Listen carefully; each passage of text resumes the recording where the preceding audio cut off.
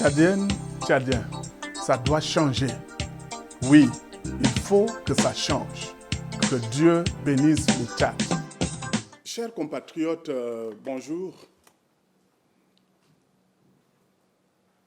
Nous venons vers vous pour exprimer notre désapprobation par rapport à ce qui se fait depuis le discours plein de promesses du chef de l'État, ce qui se fait sur le terrain que nous observons, et nous allons finir par faire une proposition concrète.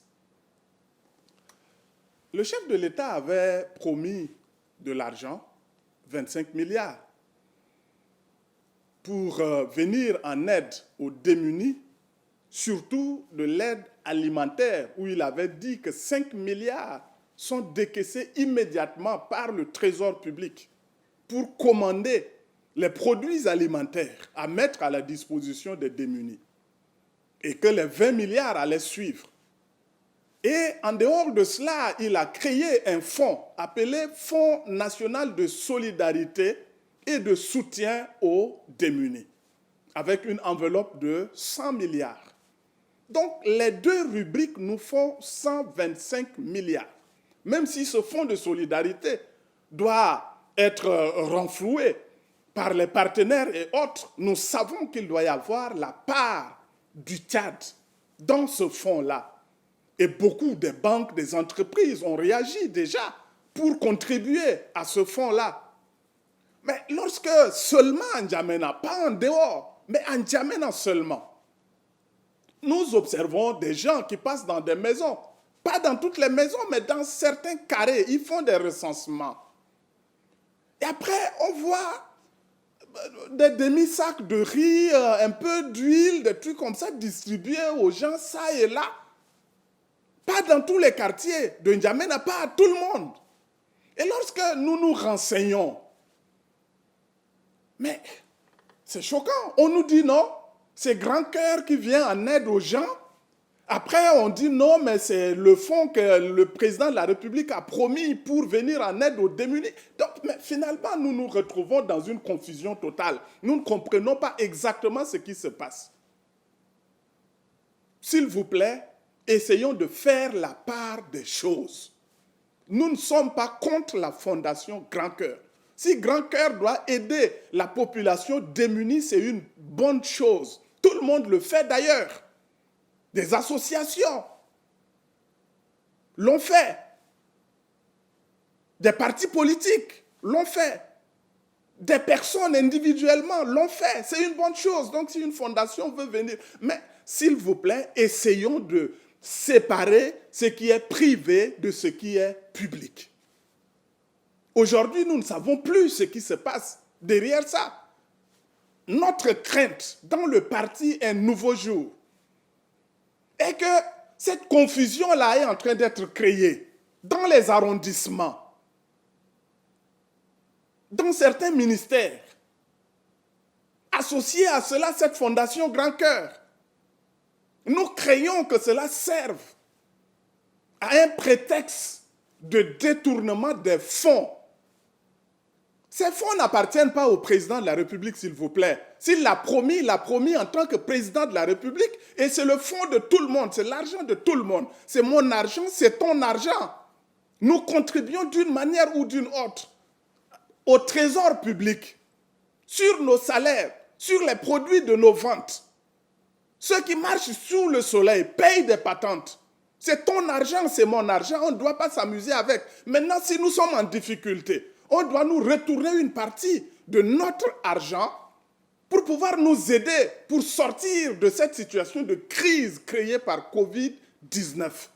Donc ne faisons pas comme si le président de la République a sorti de l'argent de sa poche pour nous venir en aide. Non, ce n'est pas ça. Mais l'objet de notre vidéo, c'est de dire que on doit scinder ce que fait une fondation et ce que l'État responsable est en train de faire pour venir en aide aux démunis. Des gens sont en train de mourir. Nous sommes à une période de Ramadan. Il fait très chaud à N'Djamena. Les gens n'ont pas à manger. Ils font le carême et à la fin, ils ne peuvent pas casser le carême. Ils ne peuvent pas non plus aller chez le voisin manger parce qu'il y a couvre-feu. Ils n'ont pas à manger chez eux. Maintenant, s'il y a l'argent public, cet argent doit venir à aider tout le monde pour que tous nous en bénéficions. Je voudrais faire une proposition concrète, s'il vous plaît. Les 125 milliards, 100 milliards pour le Fonds national de solidarité et de soutien aux démunis, les 25 milliards promis pour les produits alimentaires. Tel que ça se fait aujourd'hui, cela ne profitera qu'à une petite portion de la population et cela est inadmissible. Cela ne pourra pas arriver jusqu'à dans les confins des villages où les gens sont en train de mourir aujourd'hui parce qu'ils n'ont pas à manger. Ces produits alimentaires ne peuvent pas arriver à leur niveau. Qu'est-ce qu'il faut faire? Je fais une proposition. Ces 125 milliards, s'il vous plaît, au lieu de créer des organisations par-ci, par-là, où les gens doivent... Aujourd'hui, ça se bouscule. Pour gérer cet argent-là, mais avec quelle intention? Avec l'intention de vivre, de s'enrichir sur le dos du peuple tchadien. Cela est inadmissible. S'il vous plaît, pour que cet argent aille jusqu'au citoyen lambda, le plus pauvre qui est là couché, attendant le jour de sa mort, parce que n'ayant pas à manger. Tout le monde utilise le gaz. Subventionnons le prix du gaz, diminuons le gaz à moitié prix. Avec cet argent, virons cet argent sur le compte de la société qui produit le gaz. Pour que chaque citoyen, parce qu'on ne peut plus utiliser du charbon, on ne peut plus utiliser du bois de chauffe, il n'y a que le gaz. Subventionnons le gaz avec cet argent. De deux, subventionnons le prix du pain. Tout le monde mange du pain. La baguette du pain qui se vend à 100 francs ou 125 francs peut se vendre à moitié prix. Les boulangeries dans la République du Tchad se comptent à bout du doigt. C'est des chaînes de boulangeries, nous les connaissons. On peut les recenser, subventionner le prix de la farine pour que le pain, le même poids du pain, la même baguette puisse donc se vendre à moitié prix, à 50 francs ou à 75 francs à la limite. Le plus pauvre peut manger du pain, boire son eau et attendre le lendemain. Cela est possible. Subventionnons également le prix du carburant. Ça va permettre aux gens de se déplacer. Aujourd'hui, les déplacements ne sont pas interdits. C'est les grands bus de transport qui sont interdits, le nombre de gens dans les véhicules de transport qui sont limités. Mais aujourd'hui, pour aller à Béché, les gens déboursent jusqu'à 50 000. Pour aller à Sarre, les gens déboursent jusqu'à 50 000 parce que le prix du carburant est cher. Subventionnons le prix du carburant pour que les gens voyagent normalement au même prix qu'avant. Cela permettra quand même cette petite mobilité entre les gens. Et dans la ville de N'Djamena, les bus de transport qui sont interdits, c'est à cause du nombre qu'il y a dedans.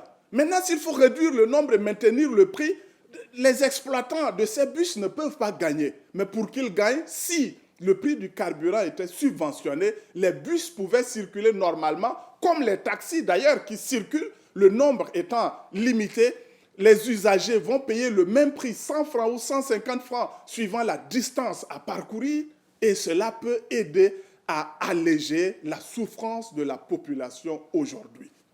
S'il vous plaît, nous sommes des Tchadiens, ne profitons pas du malheur des autres pour nous enrichir, cela ne nous grandit pas. Le nouveau jour dit non à cette pratique, à ce comportement-là. Donc, s'il vous plaît, Monsieur le Président de la République, essaye de recadrer les choses. Parce que tel que ça se passe, c'est inquiétant. Et nous craignons que d'ici là, la famine aidant, les gens puissent donc se révolter. Je vous remercie.